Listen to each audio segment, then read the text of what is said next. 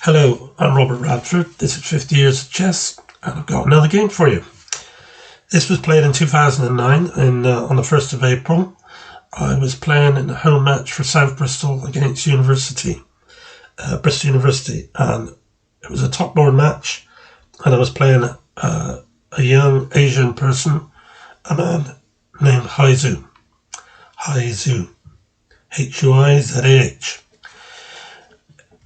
He was white and he opened with e4, and now he played bishop to b5, which is known as the Ruy Lopez opening by the famous Spanish player Ruy Lopez. I brought my knight out. He played d3 and I went back knight e7. Why did I do that? Surely he can play knight takes e5 now. Yes, he can, but look what happens. I play c6 and he's lost a piece. If he goes back with the bishop to a4, I play queen a5 check and the knight's gone. If he goes bishop c4, I go queen a5 check and the knight's gone. Even if he moved the knight away, I'd still get the bishop. So it was a trap. It's a trap I learned. It's called the Mortimer trap. It's on YouTube. You can find it. It's been around for years. Very simple, but very effective and so easy for people to miss that queen coming out to a5 and checking. So my opponent immediately realised that what had happened, and I think he'd seen this trap before but forgot about it, because he had a wry smile on his face and shook his head slightly before playing knight takes f7. I took, he moved the bishop, I attacked his pawn, retook, and he went back to bishop e3. This is good for me. I can play bishop g5 now, attacking his queen. And he plays f3, another weakening move, and I go back to f5 with my bishop. He brought the queen to e2, a strange move. I don't understand why he did it. He should be developing his bishop or his knight, but that's what he played. So I've gone knight to g6, making room to bring out my bishop, my black square bishop. He plays c3, another move. I don't understand what he's doing here. He's falling way behind in development. He castled, and I'm about to play rook e8, and I've got a great game. He played queen to d2, bishop back to d7, and now he's gone to f2. It's like he realised he made the wrong move and should have went to f2 in the first place. So I played bishop to b5, hitting that pawn on d3, and he played a rook e1. We exchanged, and I could have taken the pawn here, but instead I played another move because I felt that this was better, and that was queen to c7, hitting that pawn on h2.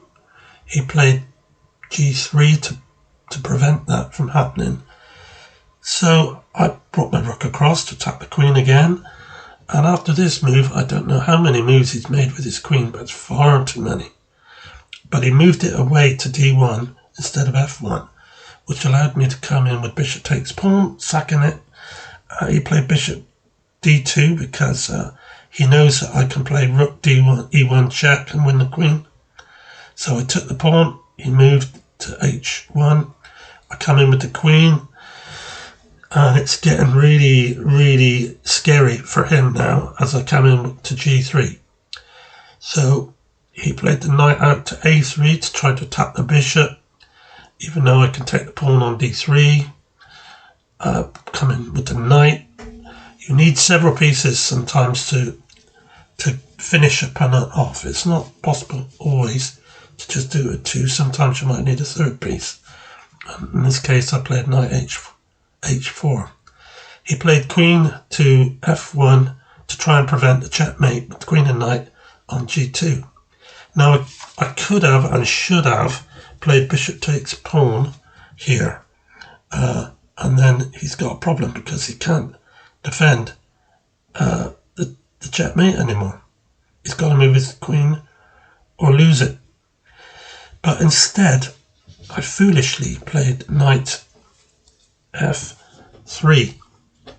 Still a good move, Still threatening to take the bishop on d2. Still okay. Stockfish says I'm 12.8 in good favour against white in this game, so nothing to worry about. But bishop d3 was a beautiful move, and I should have played it. And here he resigned anyway. He'd had enough. He couldn't see any way out. There was little more he could do. He's got to move the bishop somewhere, and if he doesn't want to move it, because if he goes on the back rank, I win his queen with rook e1. He can go back with the knight to defend it, but after knight takes and knight takes, it doesn't look good. So, thank you for watching this. I hope you got something from this, especially as regards to that trap.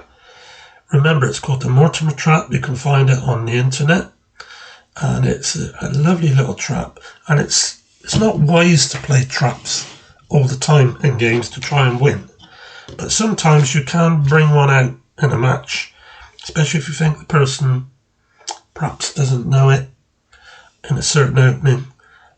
If it's a trap that does not leave you with a bad position should it fail to work, then fine. But so many of them that they show on the internet, you often could lose a game because it went wrong, because they never did what the person on the internet told you they would do. So if it's like in this case, it's fine, go on knight to e7. If he doesn't take the pawn, you play d6 in him soon anyway to defend it, or anything like that. So thanks again. I hope to see you soon with another game. Thank you. Bye.